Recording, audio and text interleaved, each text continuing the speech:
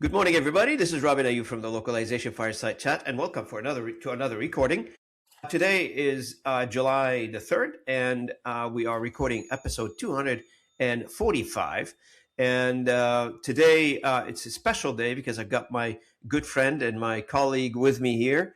And I just was mentioning to him before we hit the record button that he's part of the family now. We talk so often, more than I talk to my family. I think I talk to Bruno 25 years in this industry teaches you lots of things about the failures, the successes in our industry, and the failures that I think in our industry are operationally related. And they're not language related, they're mostly operationally related.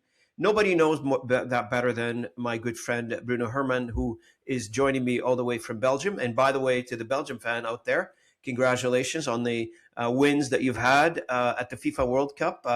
I see that you guys have beaten Senegal by 3-1, and I see also you've done a number on New Zealand 5-1. Wow, that's a great job.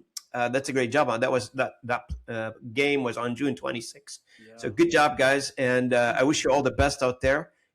I'm not Yeah. sure what's next and where you play next, but the next round is the US, Robin. So next good. Monday we are going to play the US. Not sure. It's difficult to know because the US just, they had some very good players now, and 10 years ago I would have said, yeah, Belgium is going to win, but now I'm a bit more cautious because the US has a great team. They have a great coach from Europe, by the way.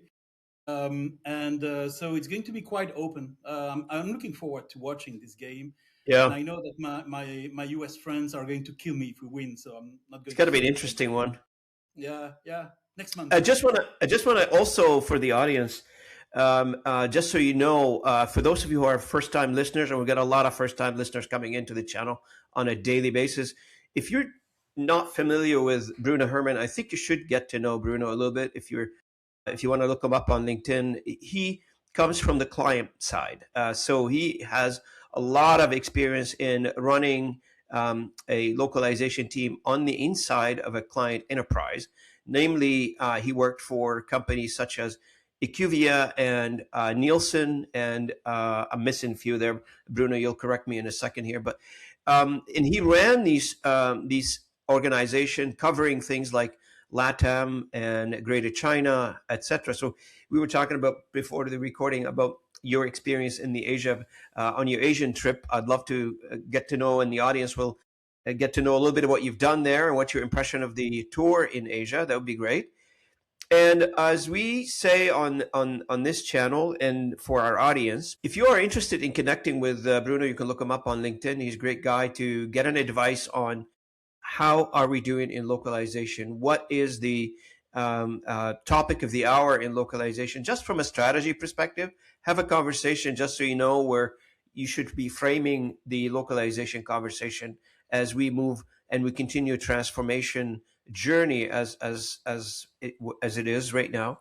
And everybody I talk to on the channel, they talk about it doesn't matter if you're coming from the localization industry or any content related or any knowledge based type industry out there or function out there. We're all seeing the transformation and nobody can ignore that anymore.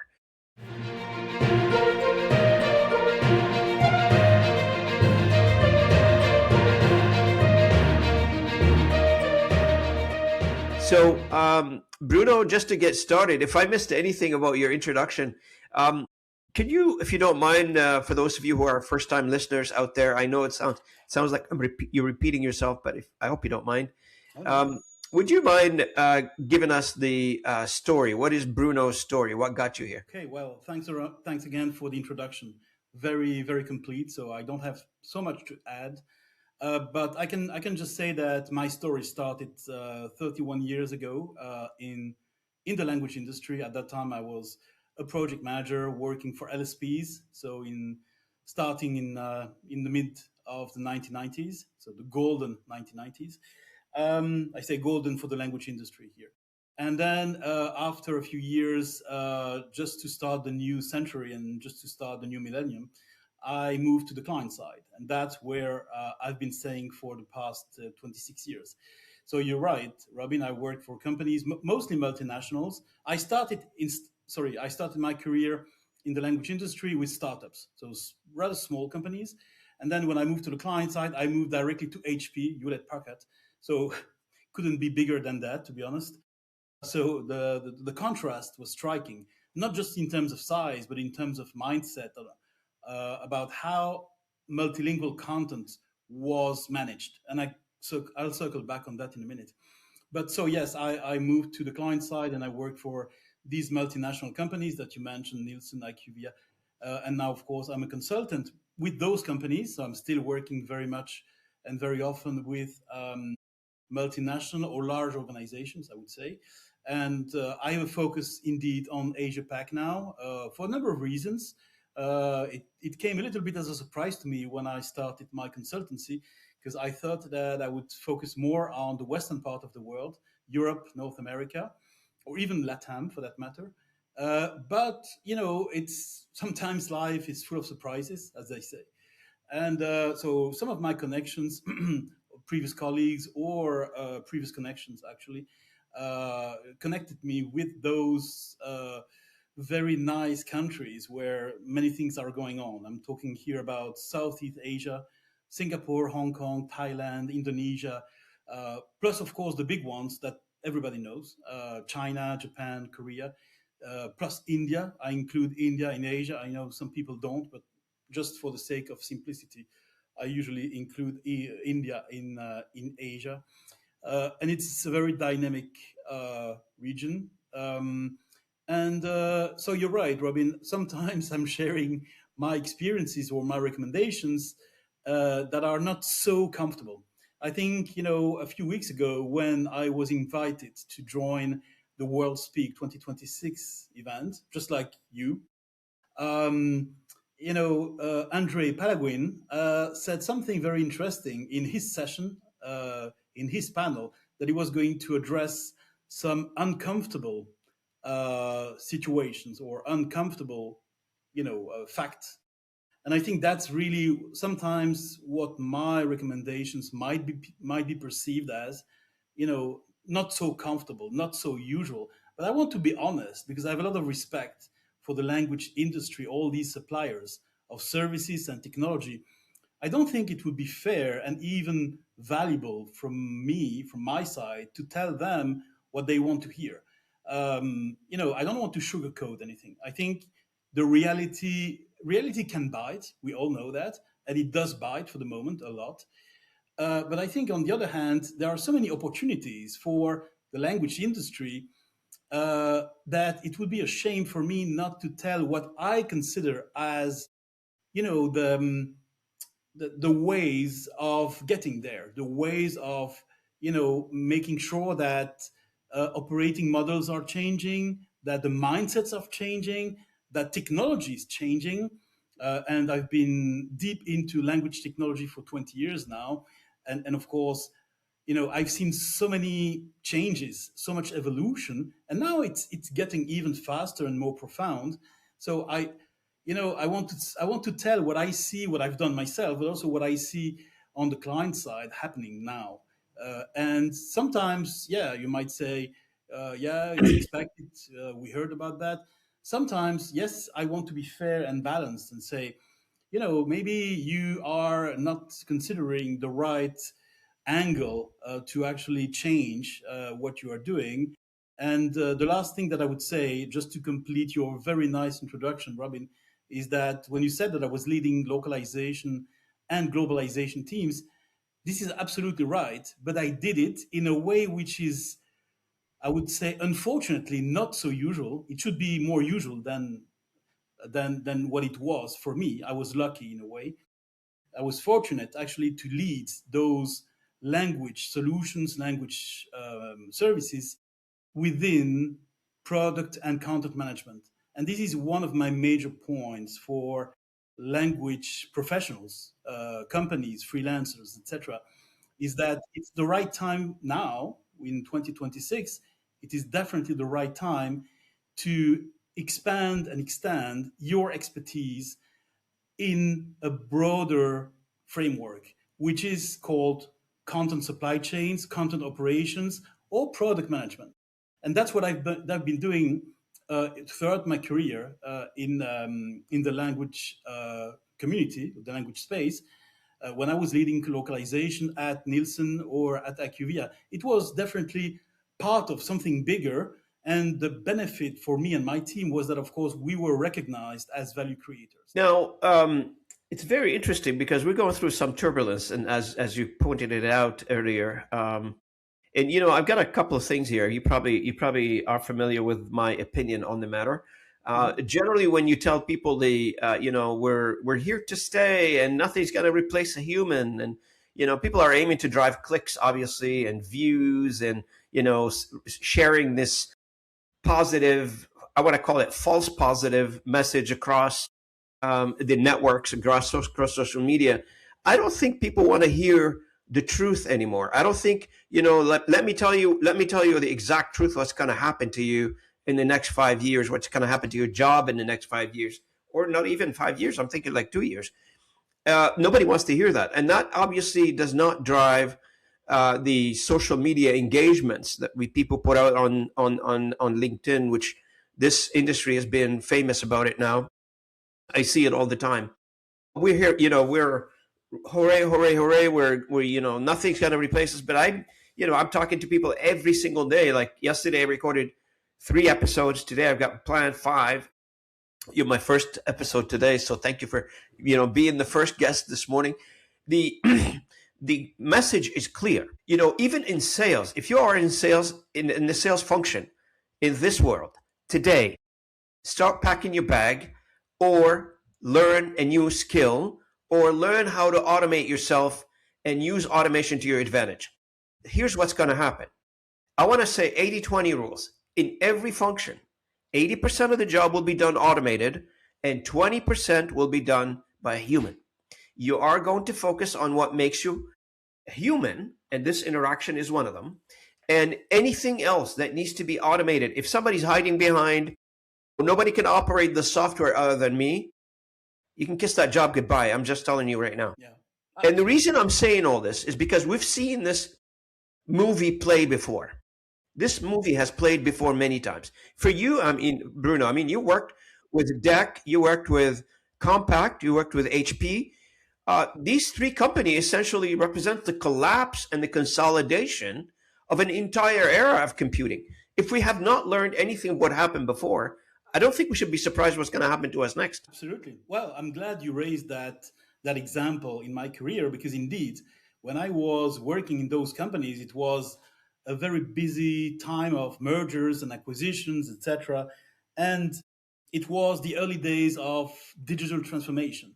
And you know what, Robin, in a number of my posts, I refer to lessons learned during the early days of digital transformation.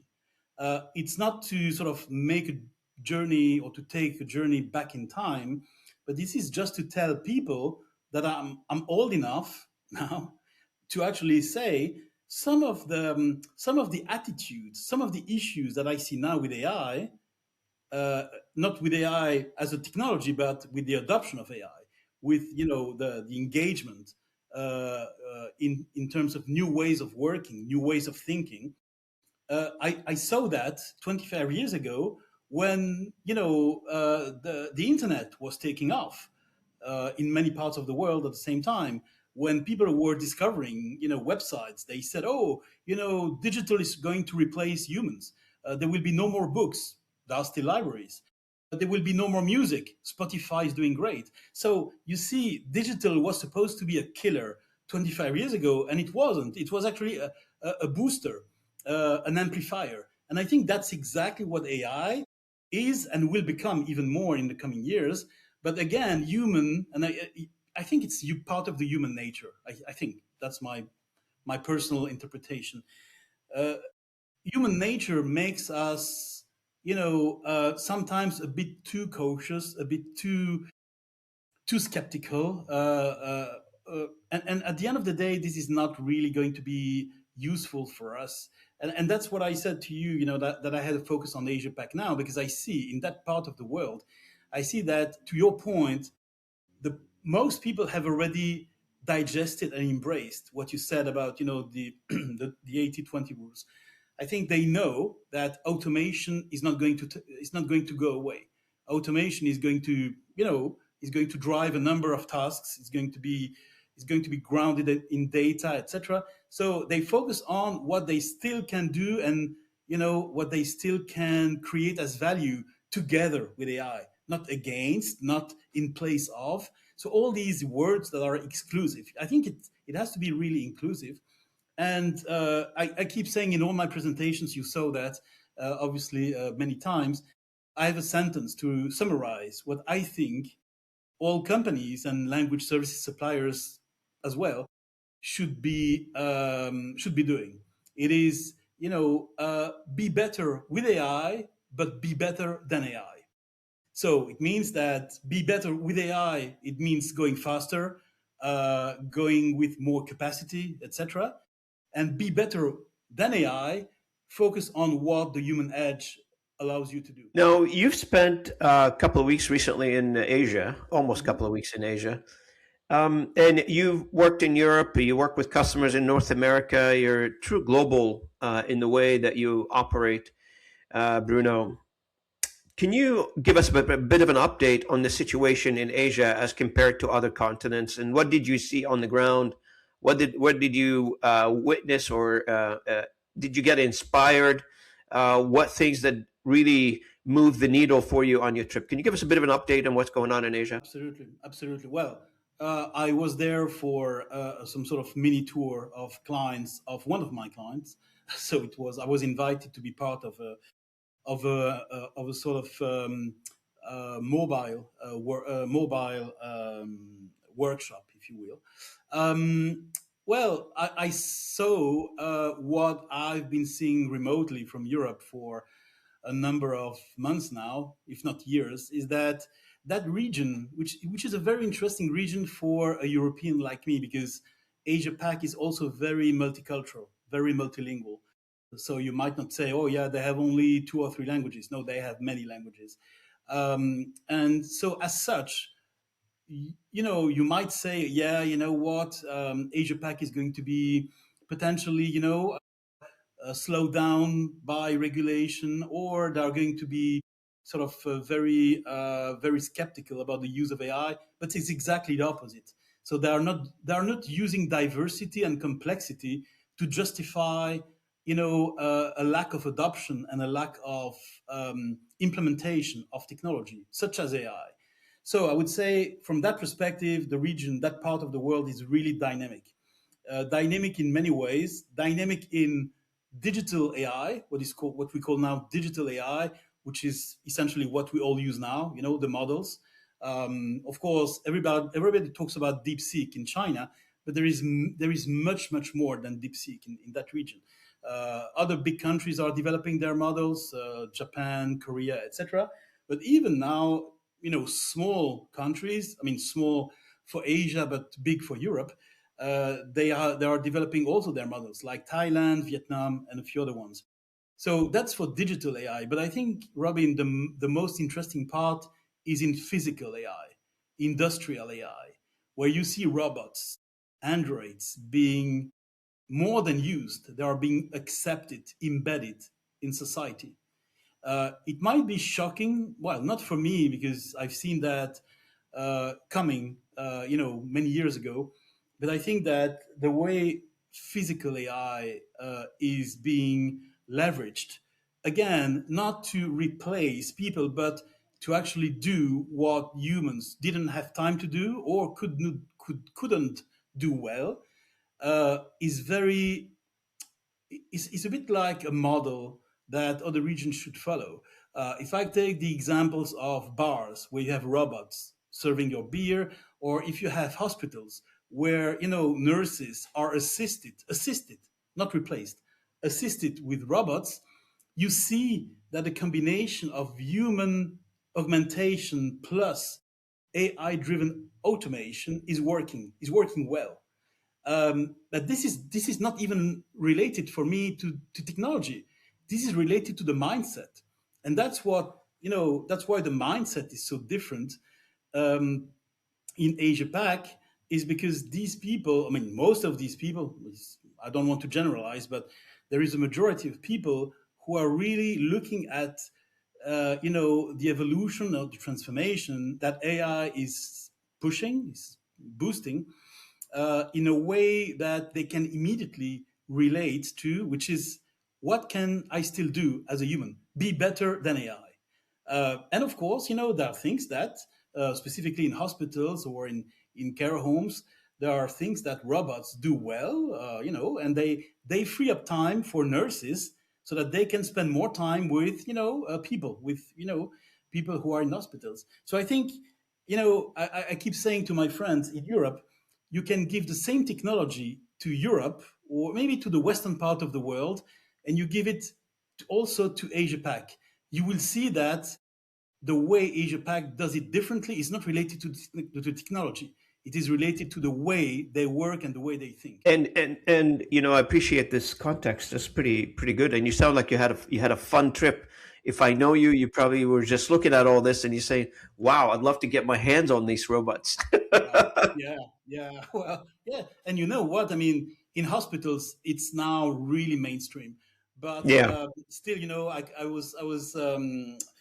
I was quickly having a drink with some people, attending my workshop, and we were served by robots. It was really interesting. Singapore, and only tourists from Britain or from Germany, they were looking at that in a very strange way. Everybody was just, Integrated.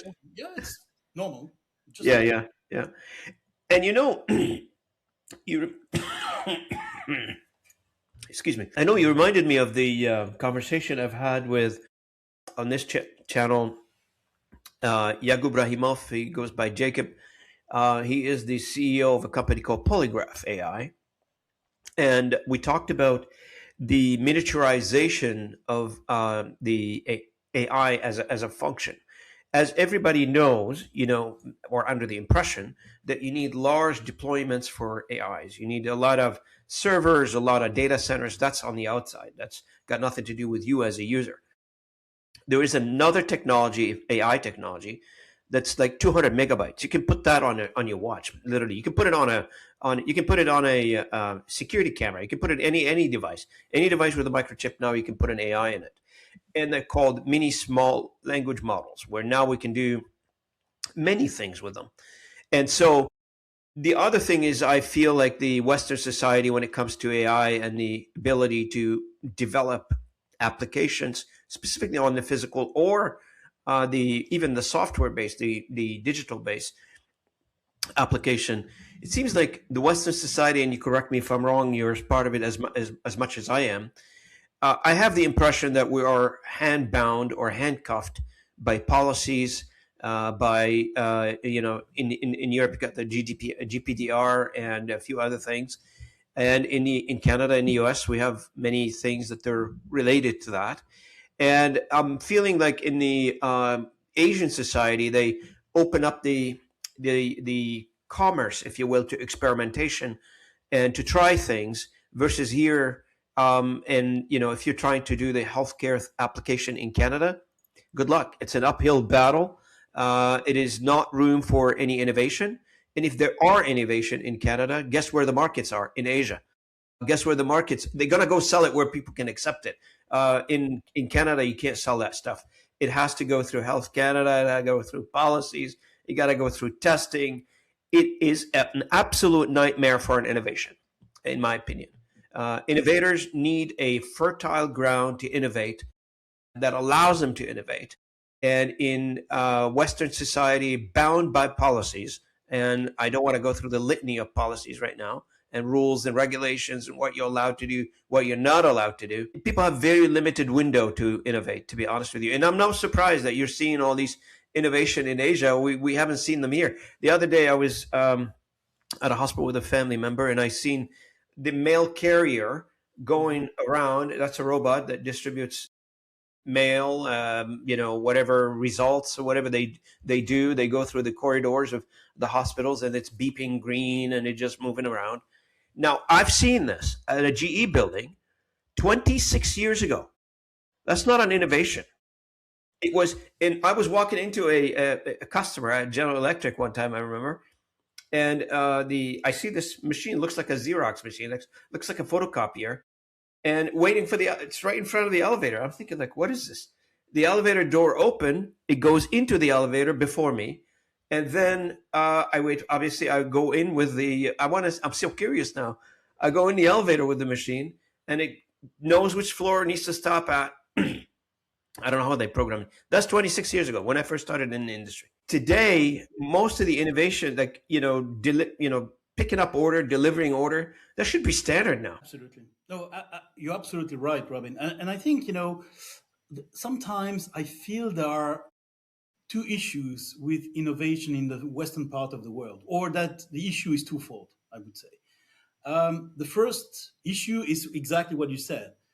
Sometimes innovation seems to be innovative, but it's not. And it's not because, to your point, there are too many roadblocks, too many skeptical minds, too many, dictative approaches around. So it is very it is not only, in my opinion, just like probably your opinion, it's very counterproductive, because instead of fostering innovation, you just freeze innovation, or you limit innovation to a few fields. But you are actually using the concept of governance and regulation in the wrong way. And I can take the example of the recent um, regulation policy that Singapore issued. I read that, and actually, I don't define. I wouldn't personally, as a European, I wouldn't define what they call a regulation policy as a regulation policy in Europe, which is very prescriptive, very dictative, I would say.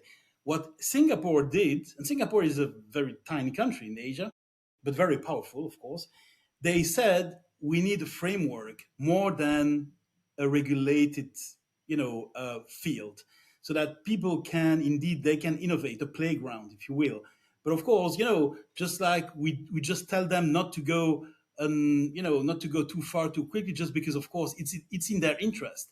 But this is more about a framework than about regulation. For me, there is a difference between both. A framework is something that can be really positively leveraged, and regulation, to your point, in Europe and, well, the Western part of the world, is something that can really hamper, the people, I would say, or the initiatives that are really driving innovation. But there is another thing, and that's the second issue. It is that sometimes innovation in the Western part of the world is not placed in the right field or in the right place. There are two examples of that, and you mentioned one of them, which is language models.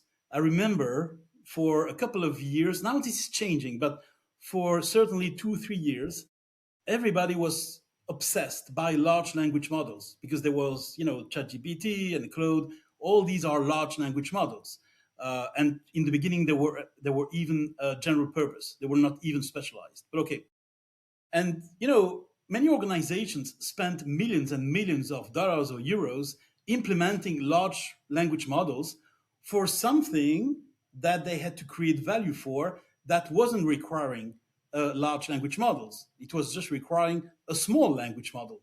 And this is, of course, a wrong use of innovation, if you will, because there was such a frenzy, there was such a hype around AI, and of course, because of all these large language models that were that were very good at marketing themselves, that most organizations sort of ran to the same thing, which was LLMs instead of considering SLMs. It was the life science industry that started early to consider small language models, because they said it's cheaper, it's faster, and it's more accurate. So why not use small language models? And And I it's think more controllable, right? So you can control it more. controllable, yeah, exactly. So, and another example, very quickly, is that one that I discussed last week with a friend of mine in the language industry, in the language technology industry. And he said to me he was very passionate about systems and tools that allows to evaluate quality of translation, or quality of source content, but most of all, LQE and LQA. And he was very passionate about it. And I said, wow, this is certainly interesting, but is it really something that is most critical in terms of innovation? Because there are on the market in the language technology industry, there are quite a number of tools that are all saying, if you buy us, we are going to help you, or we are going to enable you to measure translation quality, whatever that means. They don't define specifically what quality means. Personally, I prefer effectiveness to quality, but okay, that's part of my background. And also, how do you do that? How do you, as a tool, as a system, how do you make sure that an organization, a client organization, this is of course the trick here, is that of course clients are looking for something that suppliers are not offering. So there is a misalignment, mismatch between some suppliers and some clients, just because they don't talk the same language, they don't talk about the same thing. But I was talking about LQE and LQA, and I said, yes, this is an interesting area of language technology, but is it really innovative? I don't think so. I've seen those tools for a number of years. I think that Europe or the language industry should spend much more time on, for instance, language data management. Well, Europe and North America, because Asia is spending a lot of time and a lot of money, because of course they were a little bit behind, with all the languages that were low resource languages, like Indian languages or Asian languages. But now they're moving even faster than the western part of the world. So why not innovating? And there are a few companies that are doing it, but not enough, not as many as in Asia Pac. So why do you focus, or why do you position innovation in an area where it's not going to create so much value? There is a better place for innovation to be, which would be, of course, language data management. Instead of creating another LQA team, another LQE team, why not create a system to manage language data more effectively? That would be much better, in my opinion. I look at this conversation that you and I were having right now, and in context of all the other conversation that we've had over the years, you and I, and the industry in general, as executives, owners, etc. And it boils down to this, in my opinion. The localization industry, God bless everybody, they're trying to do the best they can. I feel sorry in some cases for many of us in the industry, and the reason I feel sorry because we're grappling to things. We're trying to grab on to an idea that says, I'm still here. And the only solution that I've talked about for the past 20 years, or more than that, is look, you need to innovate. You cannot sit back and say, let the innovation come to me, and you don't instigate the innovation. If the innovation comes to you, which 99.9% of the time in this industry, innovation was not caused on the inside of the innovation, the industry. It came from the outside. The industry was inflicted on us as an industry, and then we had to pick up the pieces and deal with it. And when we did that, it caused a lot of hardship for everybody, employees, owners, etc. Look what's going on in the industry. Everybody's trying to sell their companies. Everybody's trying to exit. Why is that? Because when we talk about LQA, I mean, people are hanging their hat right now on LQA or LQE. Why? Is because that's the expertise I bring in as a value. In a self-learning, developing technology, that's a self-taught technology. You fix it once. What's going to happen next time? So if I give a new rule to the technology and say, don't say it this way in this language, you must say it this way in this language, whatever the language combination is. If I'm talking to an AI engine, to a small language model or a large language model, and if it's designed correctly, that's another conversation altogether, because I don't think the industry understand AI, to be honest with you. Some people do, I get it, but generally speaking, we don't know what AI does or capability of, because we don't understand it. We never really sat down to study it to see what the capabilities are. We look at superficial data. We look at some professor somewhere says, no. It is an evolving technology. Every one of those conversations has an expiry date, and it's very short expiry date, because whatever we presume we know now, by Sunday next week, that conversation is finished. It's done. We're moving on to another conversation. I just feel like right now we are in a situation as an industry, we either need to grow up or we need to sit down and learn a few things and try to re-engineer the entire industry uh, based on what is, and nobody has defined it yet. I hear a lot of conversation about it. What is the value that we bring in to this entire conversation? Exactly. Exactly. And you are mentioning the relevance of technology, because everything is moving so fast and so profoundly that relevance is today what it will not be tomorrow. So, relevance for me is certainly in terms of speed and in terms of timing. But there is another aspect which is very challenging in relevance for technology.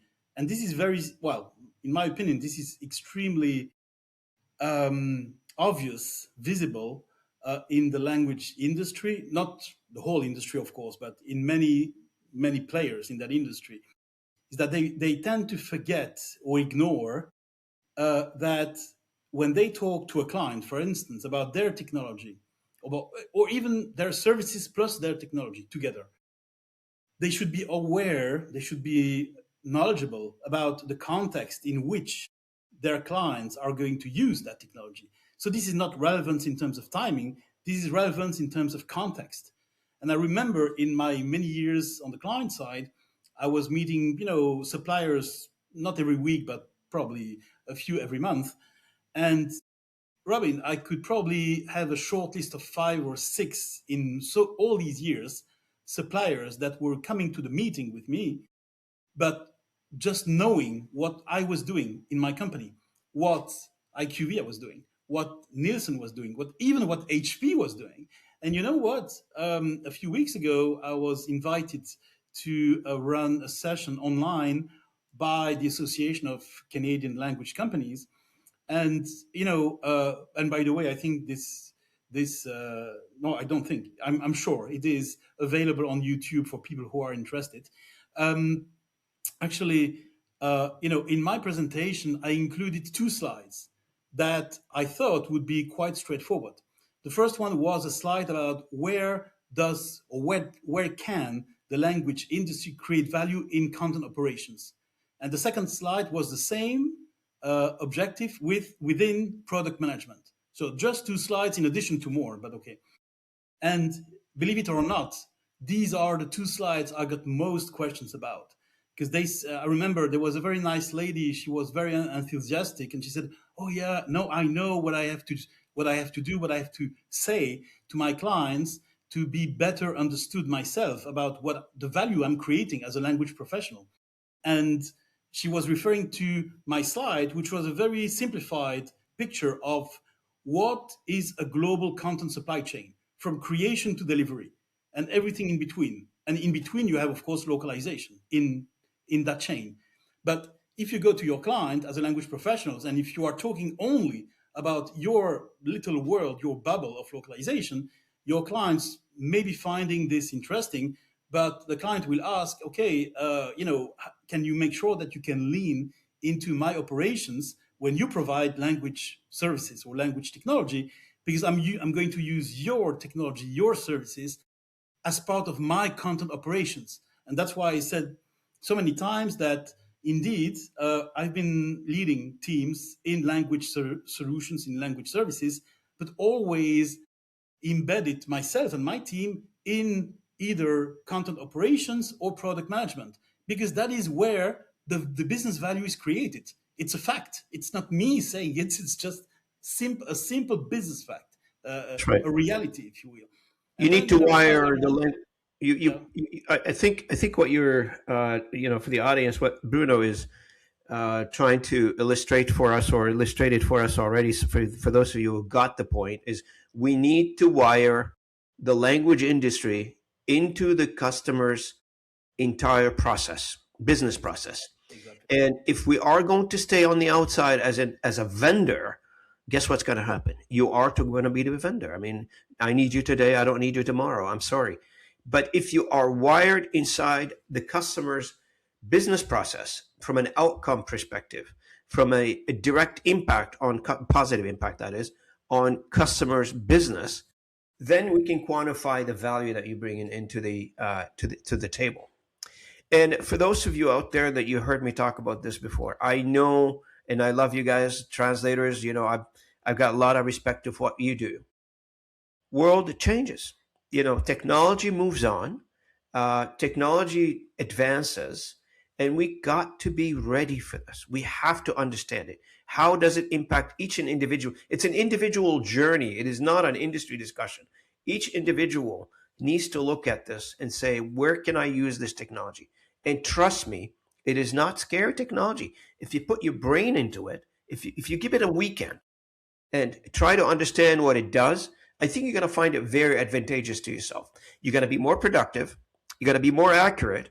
And whatever your output is today, and I'm going to take you down nostalgia road right now, right? So remember the old days of 2,000 words per day productivity metrics that this industry has been promoting for decades? Well, guess what? You may have a new metrics. It may be 30,000 words a day metric. God knows. I have no idea. It's an individual thing. But for those of you out there that you're thinking government policy is going to protect me against the evolution of technology, good luck with that. Because technology, the genie's out of the bottle. Technology is evolving. I don't think anybody can stop this. The dam has broken. How many anecdote I got to put this analogies I got to tell you this. The dam is broken. Genie's out of the bottle. Technology's out there. If I can put a software together in less than a few days of programming, you guys can do whatever you want with the technology. It's available to everybody. So is your customers. So we have to understand that. And to be honest, I think one of the suggestions that I usually share with people who are a little bit, skeptical or pushing back is that they should consider a little bit technology as a potential competitor. If you are not using technology properly, technology is going to be your competitor. If you use it properly, it's going to be your colleague, which is different. So you can choose. When you see technology that is there and it's not going to go away, you can either embrace it and make it your colleague, or you can really pushing it back and make it your competitor. And there are two things that I also added in this famous, famous, it's not so famous, but in this online webinar a couple of weeks ago with my friends in Canada and beyond. There were people from the US. There are two enemies of the language industry about new ways of thinking, because Robin, you just talked about the new ways of working, which are very important because this is driven by technology. But there are new ways of thinking that are also driven by technology. And there are two enemies for the language industry, and I would say even for any industry. The first enemy is arrogance. Don't be arrogant. Just be humble. Just don't take a low profile, but be humble. Don't educate your clients. Help your clients. It's okay. These are different words, but arrogance can make you look bad, even if you are the best at what you do. So that's arrogance, and naivety. Naivety is, it's going to be all right, whatever happens. That's exactly what you said about technology. People saying, oh yeah, I see technology is moving, but it's going to be all right. Don't be naive. Don't be arrogant. If you are one of those two things, you might be in trouble. So change your way of thinking if you are thinking that way. And that's exactly what I see in Asia Pac, to go back to my focus region, is that the majority of people there are indeed not arrogant, and they're pretty humble about what they do. But gosh, they deliver a lot. Now, you mentioned a phrase earlier in the conversation. I want to make sure that we address not just the human side of our industry, which is very, very important. And let's face it, our industry is completely labor based. It's like a human based industry. There's a lot of I was thinking 95% of it is people versus tech. Now, in the tech side, and this is very interesting. I've interviewed a lot of tech companies on the channel here from outside the industry and from within the industry. The one thing that people can agree on is that whole SaaS model is going away, and it's going to be collapsing. The SaaS model is going to collapse because now you've got the ability to really custom develop anything you want. and run it the way you want to, not for commercial reason, but for your own purpose. Some people may decide to sell things. That's fine. But that entire TMS world, I think it's going to go away because, as I've been saying for the past 5 years, after AI took a frog leap forward in terms of evolution, I always thought, TMS, literally, where the data goes to die. And in my background is data as well. I mean, I was a DBA back in my early days for a large insurance company. That's what I did. Building, structuring databases and maintaining databases, querying them, writing program to extract data out of them, data analysis from the data. But when I see what TMS is and when I see what AI can do with that data, I'm wondering why anybody still use TMS. With all due respect to everybody, I'm not trying to say this in any bad way or any negative way to anybody. Maybe just me being the podcaster shooting off my mouth here, but I don't think so. I think where I see the technology is heading, I don't feel TMS got a leg to stand on. Absolutely. Well, I've been saying that for quite a number of years, even before AI was hype and ChatGPT was launched, or agents were launched, better said. For me, on the client side, and I cannot speak, of course, for all client organizations, but that's my reality. That has been my reality, and many of my peers were agreeing with me that when you are on the client side, you don't reason so much about a TMS, an LMS, a digital asset management system. You reason according to an ecosystem, and that's where, of course, to your point, Robin, the future of a TMS might be really not so safe, to say the least. I'm very soft here. Because, I mean, I see two reasons why client organizations are still using TMSs today. The first one, in some cases, let's face it, it's because they prefer to, fix something that is not working exactly the way they want, so that they don't spend too much money on buying a new thing. That's unfortunate, but that's the way it is. And sometimes it's for political and operational reasons because they implemented a TMS outside an ecosystem that was not connected with the CMS, that was not connected with an LMS, etc. And the way I see it today, you're right. There are quite a number of ways to, manage from a tech perspective, manage multilingual content without the TMS, because you have everything that you need now available. It's just that, of course, you have to use those components properly. But I think the big mistake is that some suppliers and some clients as well, they are trying to glorify what they have so that they can still use it. And it's a bit like processes. I'm sure you heard it so many times, Robin, these days, that a number of failures, a number of failing projects in AI are not because of the technology itself, it's because of a lack of relevant and accurate processes. In other words, people are playing AI. They are plugging AI to their existing processes, so they don't change the foundation. They just plug AI, hoping that it's going to be well and it's going to make miracles. And I think that's a mistake because we keep saying to people, if you are using AI, don't plug it, don't use it as a fix to your processes. Change and adapt your processes so that AI can deliver value. And I think it's the same for technology. I think some people are glorifying. They are sort of, a little bit like, an old car that has been in the garage for years. You take it out, you wash it so that it's really, shining, but it's still an old car. It looks nice, but it's still an old car that was in your garage for many years. And I think that's potentially what happens to some TMSs today, suppliers and clients, is that they are glorifying their system, their tool, without, first of all, making sure that the processes on the clients are going to accept that. Secondly, that clients themselves are going to be convinced because they are going to challenge, oh, you have a TMS, even if it's the latest generation of TMS. You know what? My CIO just told me that it could do exactly what I need with agents.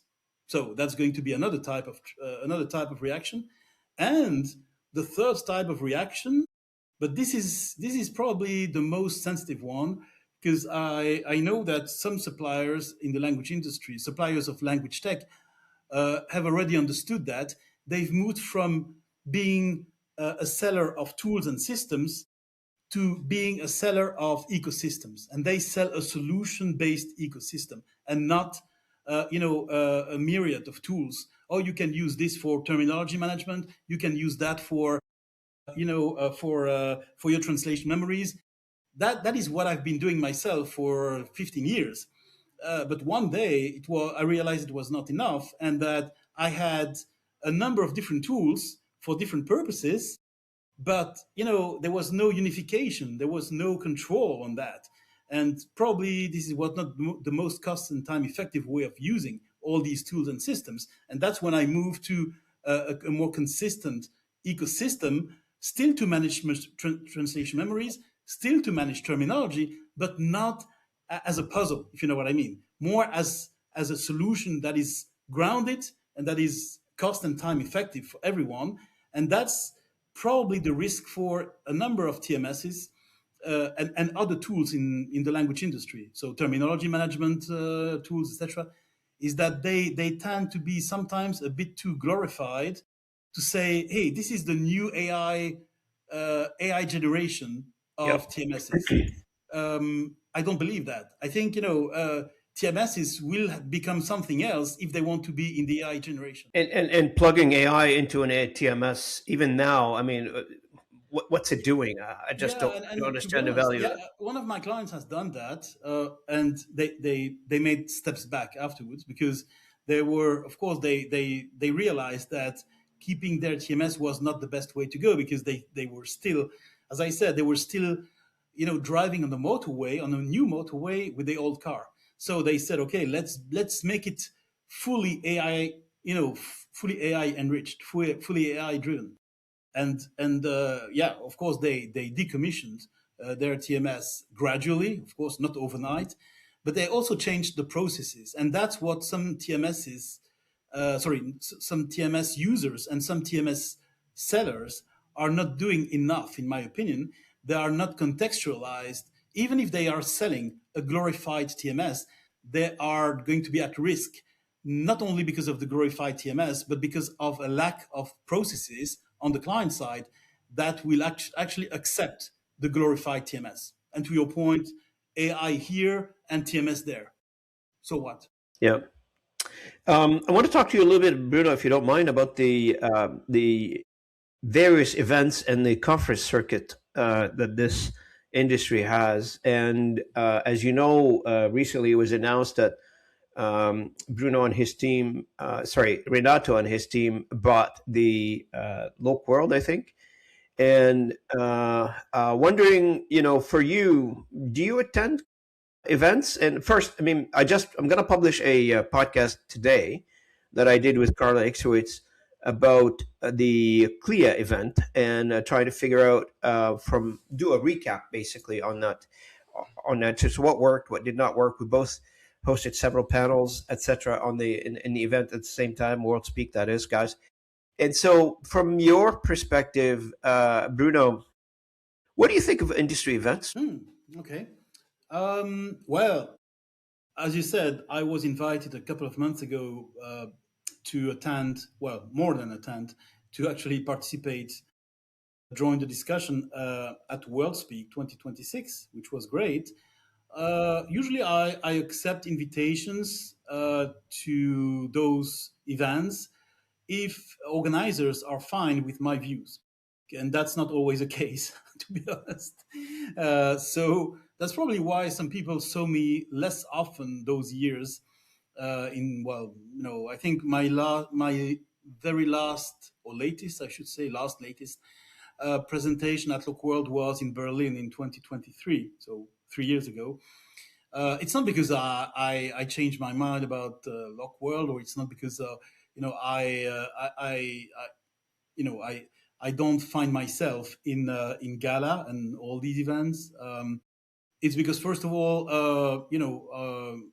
I was not really invited, and why not? Because I'm attending already so many events that are not from the language industry, so I'm not begging for more, to be honest, but I'm always happy to join when I'm invited, uh, provides that my views are going to be discussed and accepted.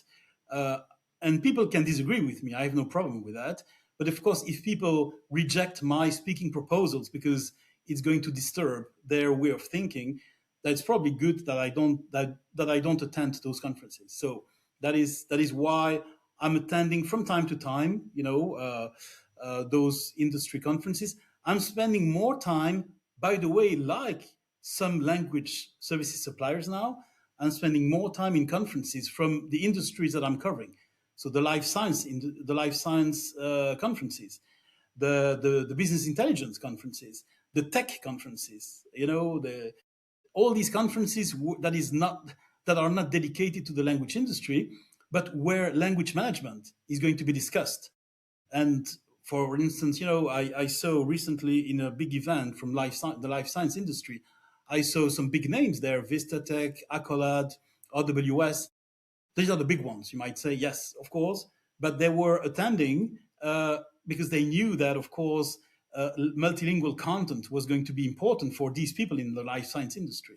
So I think, just like them, I prefer to make the most of my time, if I can use that sort of phrase, and go to these conferences and still, of course, defend and emphasize the importance of language management, but not just translation localization, also design, development, testing, UX. That's another one.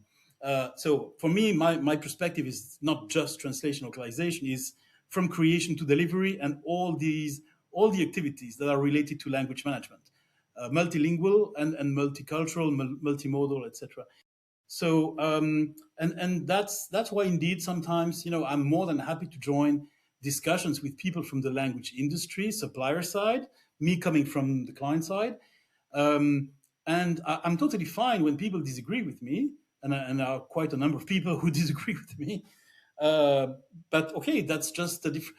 I'm not pretending. I'm not a preacher. I'm not an influencer. I'm just sharing what I've been doing for 26 years on the client side and what I see today with my clients. I don't pretend this is the reality. It is a reality, the reality which is mine. And of course, if other people, work differently, if they see something different, that is fine. I believe them. I respect that.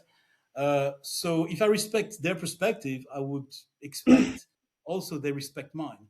So that's why, and that's why the Canadian Association is so great, because you and Robbie and sorry, Andre Andre. and Peter, you've been always so open-minded, and you've never hidden from the reality, the nice one or the terrible one. I mean, we're business And people at the end of the day. We're not trying to be politicians here. I mean, business people at the end of the day supposed to face realities.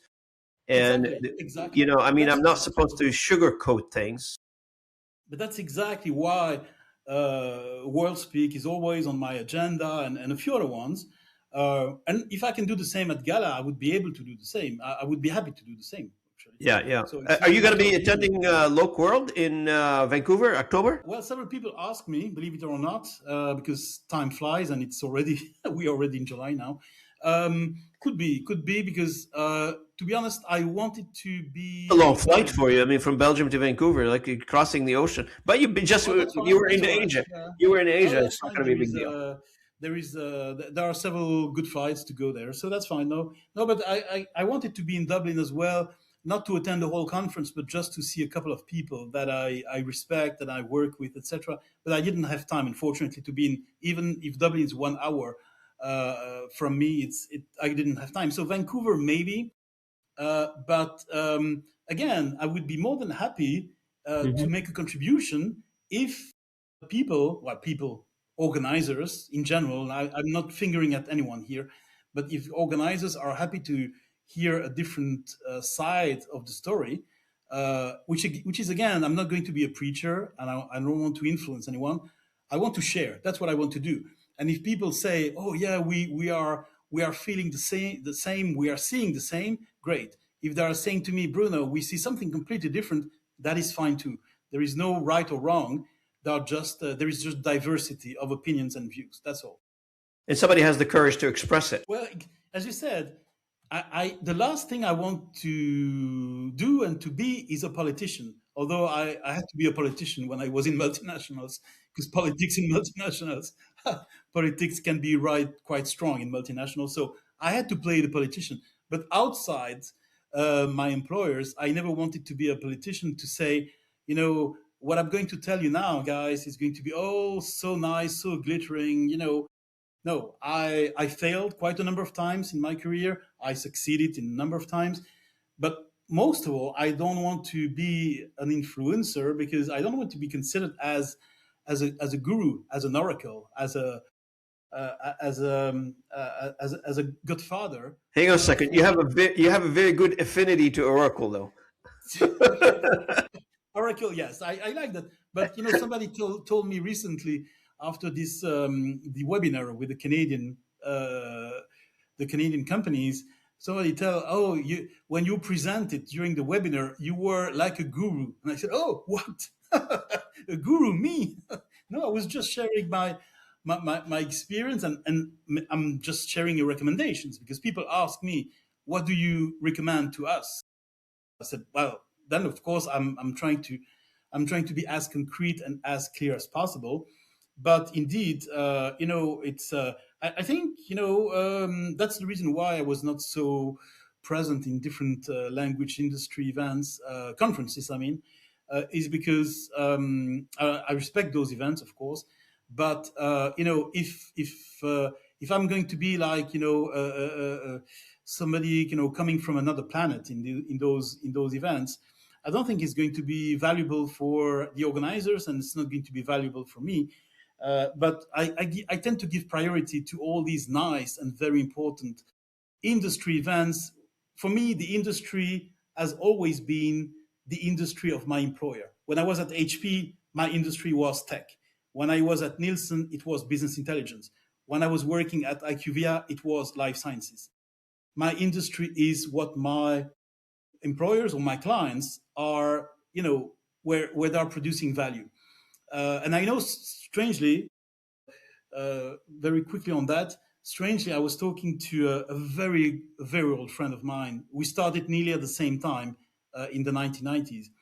And he said, Bruno, I think, we should have more discussions about our industry.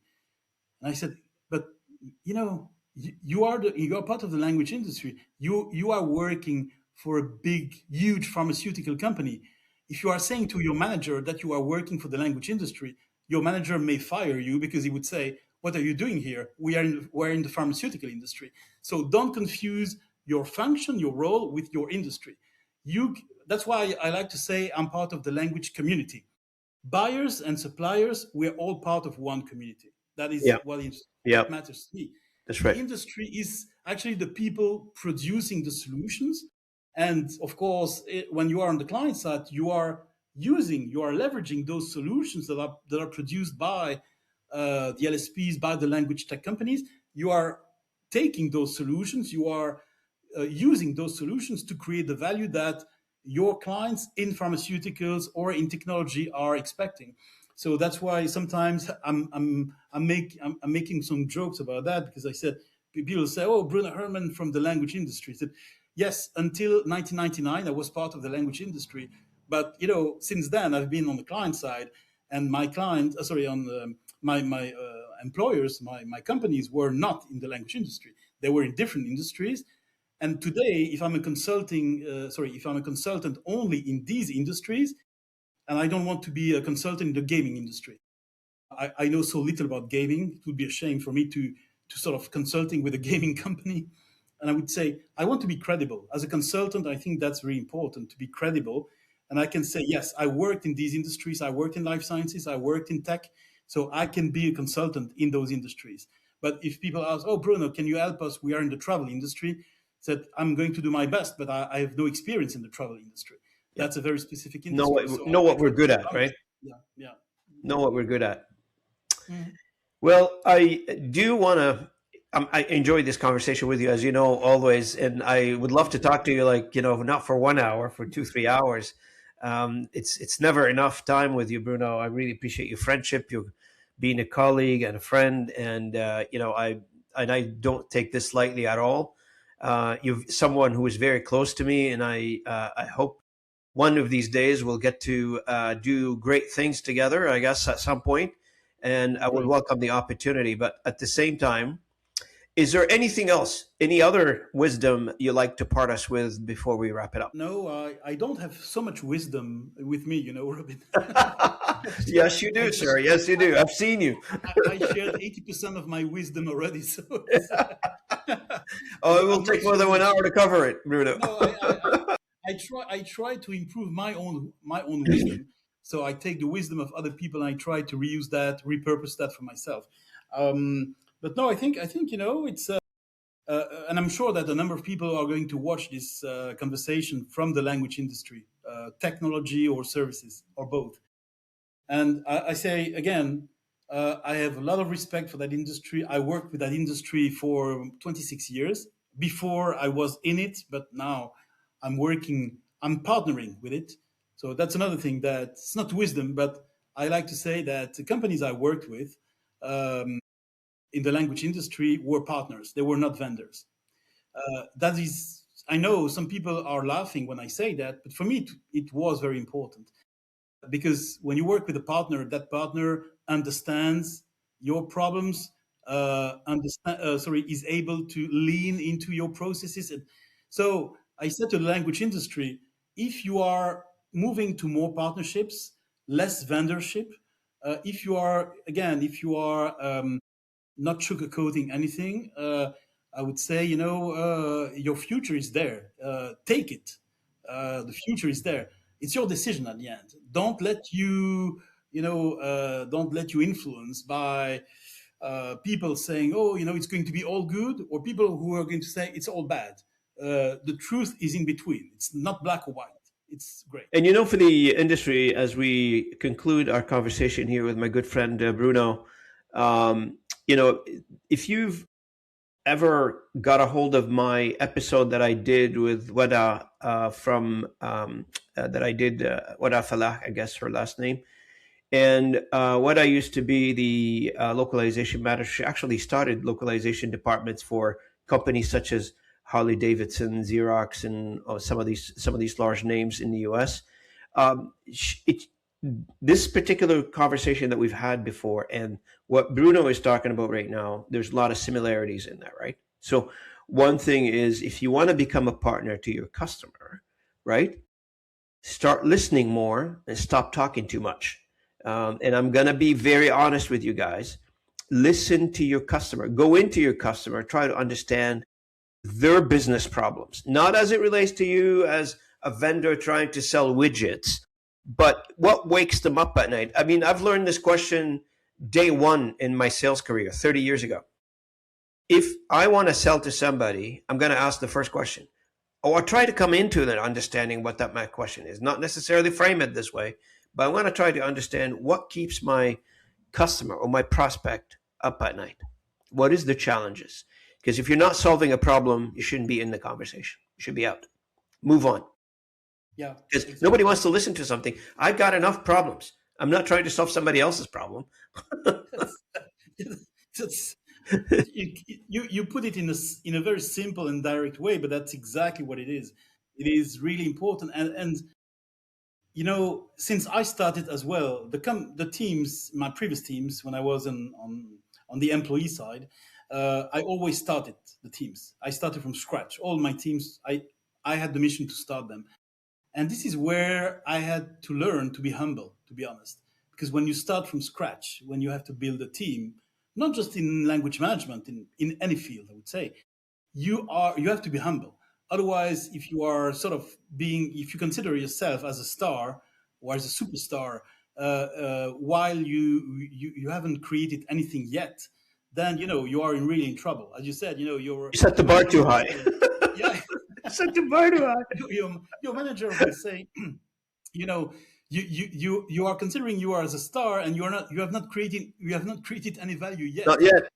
Not yet. So again, it goes back to value, and value comes not overnight. Value takes time, of course. It's Correct. for everyone, but of course, yeah, being being more embedded, being more engaged, more than just connected to your clients. I think it's so important. I keep using the verb lean into the processes, be part of it, not just look at it, but be part of it. Yeah. Yep. No, I want to thank you, Bruno, for joining me today. I really appreciate it. Thank Your you. wisdom, your conversation, the dialogue that you and I have fun with every time we get together. It's always appreciated. And thank you so much for that. Yeah, no, thank you very much. And I know this podcast is well attended, well watched. So I hope the audience will find some value in it. We just talked about value, so I hope that the audience will be kind with me. I'm sure. I'm sure they will. For the audience, I want to thank you so much for joining me on this journey of recording episodes 245. And I really appreciate you being with me along the way. 245 episodes. That means we've spoken to close to 245 CEOs, executives, influencers, thought leaders on this channel. And I hope you can join us for future episodes as well. And if you're new to the channel and you haven't subscribed yet, I hope you would consider us for a subscription. And thank you so much for doing that. Also, if you're watching us on YouTube, thanks for watching us. If you're listening to us on the audio streaming platforms, thanks for listening in. And if you're reading the blog post where I summarize all these conversations in an archivable form, thanks so much for checking us out. It's robinayoub.blog, where this conversation will be summarized on the blog post. It's an easy read. If people don't want to listen to an hour conversation between me and Bruno, they can get the gist of what we talked about in a 2-3 minute read. Also, don't forget to look at our short videos. Each one of these episodes will produce about 30 videos. Those are very significant number of videos. That will be the highlight of our conversation. They're like from 20-second video to a 5-minute video, where you can take in some of the highlights, some of the messaging. You can see those on YouTube as well. And check us out. And until next time, I wish you all a great Friday. Happy weekend to everybody. And I will see you at the next episode. Thanks, everybody.